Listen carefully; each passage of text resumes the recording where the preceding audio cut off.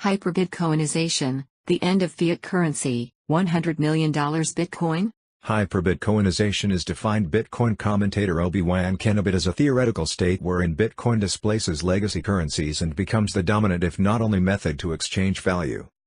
Hyperbitcoinization was first discussed by Nakamoto Institute founder Daniel Kraswisz in 2014, and ObiWan Kenobit thinks it could lead to Bitcoin prices as high as $100 million per coin. Essentially, hyperbitcoinization believers argue that Bitcoin is superior to fiat currency, and the demonetization of fiat as Bitcoin rises to dominance is inevitable. This is because Bitcoin is non-inflationary, it has a fixed maximum supply of 21 million coins, unlike fiat currencies which can be printed at will by central banks. Money printing and the associated hyperinflation has led to the collapse of Zimbabwe's native fiat currency, and currently, Venezuela and Iran are on track to similar fiat currency collapses. Even the most powerful fiat currency, the USD, experiences constant inflation from money printing. Also, Bitcoin gives power over money back to the people. Bitcoin is decentralized, so no centralized authority can stop Bitcoin transactions. This is much more ideal than the current fiat system where money can easily be frozen and confiscated by banks and the government. Additionally, Bitcoin is borderless, breaking the current paradigm where citizens use their local government-backed fiat currency. Bitcoin is designed to work seamlessly as a global currency. Due to these advantages, hyperbitcoinization believers think that Bitcoin adoption will steadily grow and eventually, it will cost people more money to reject Bitcoin than to accept Bitcoin. This will be the tipping point that leads to rapid adoption and the replacement of fiat with Bitcoin. ObiWan Kenobit describes the evolution towards hyperbitcoinization in three phases: equilibration, nucleation, and crystallization, which is the same theory behind the growth of crystals.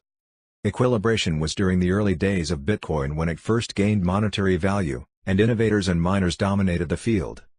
Currently, we are in the nucleation phase, which involves engineers, exchanges, wallets, and mining pools.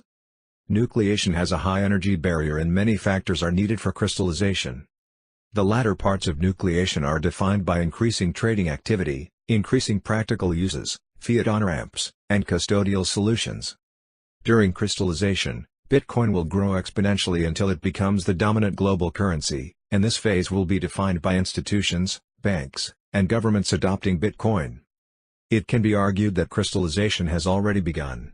ObiWan Kenobit argues that Bitcoin will hit $100 million based on a rough calculation that total money supply is $1.8 quadrillion and there are a total of 16.8 million accessible Bitcoins, since millions of Bitcoins have been presumed lost. In a recent article on Bitcoin News, this topic was explored, and it was found that there is roughly $90 trillion of real money in the world, which would lead to a Bitcoin price near $5 million in the event of fiat being extinguished. The 1.8 quadrillion figure is from including government debts, real estate, and derivatives in the total amount of money, which isn't accurate. If hyperbitcoinization does occur, then fiat would lose most of its value, so perhaps Bitcoin would hit $100 million or even orders of magnitude more than that. If fixed relative to 2018 valuations and ignoring all future fiat inflation, then Bitcoin is unlikely to get much higher than $5 million, since at that point Bitcoin's market cap would include all of the real money in the world. Follow Bitcoin News.